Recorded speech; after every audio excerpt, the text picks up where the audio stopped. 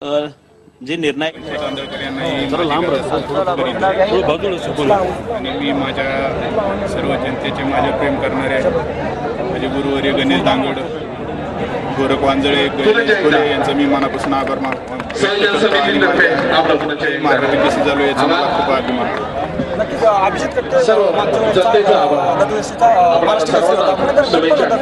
मला असं काही दडपण नव्हतं, कारण की माझी तेवढी प्रॅक्टिस होती, त्याच्यामुळे मला आत्मविश्वास होता की मी नक्की त्याला हरवेल.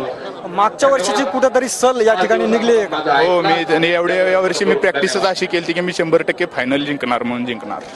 या पुढची तयारी काय असणार आहे? काय पुढची तयारी हिंद केसरी आणि आंतरराष्ट्रीय स्पर्धा खेळण्याची आहे.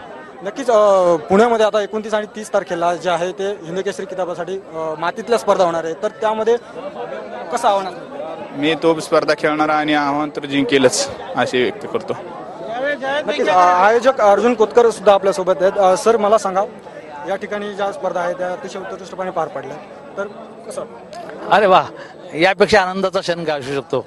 आणि अत्यंत निर्विघ्नपणे आणि डोळ्याचं पारणं फिटेल अशा प्रकारची ही स्पर्धा बालाने जिंकलेली आहे. बालांचं सर्व राज्यभरातील जनतेच्या वतीनं, पहिलवानांच्या वतीनं, शिवकऱ्यांच्या वतीनं मनापासून स्वागत. राज्याच्या मंत्रिमंडळाच्या वतीनं माननीय उद्धवजी ठाकरे, माननीय मुख्यमंत्री, सर्वांच्या वतीनं बालांचं मी मनापासून स्वागत करतो.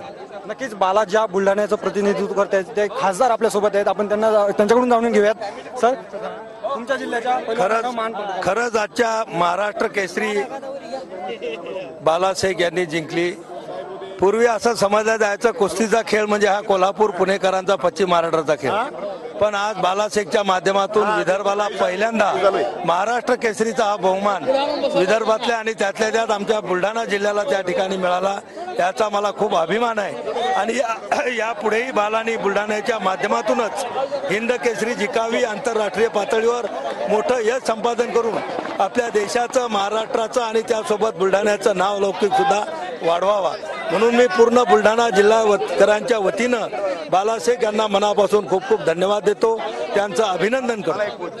नक्कीच बालानं हिंद केसरी देखील जिंकावी अशी अपेक्षा जी आहे ती यांनी व्यक्त केलेली आहे. कॅमेरामॅन कल्पेश हडकरसह मी संदीप जाधव, TV9 मराठी, जालना.